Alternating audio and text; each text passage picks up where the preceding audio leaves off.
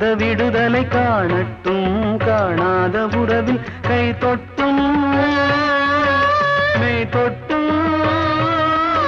சாமத்தில் தூங்காத விழியின் சந்திப்பில் என்னென்ன நயம் தமிழ் சங்கத்தில் பாடாத கவிதை அங்கத்தில் யார் தந்தது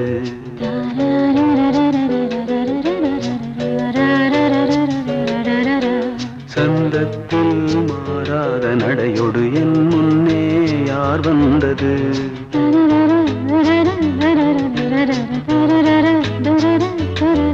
தமிழ் சங்கத்தில் பாடாத கவிதை அங்கத்தில் யார் தந்தது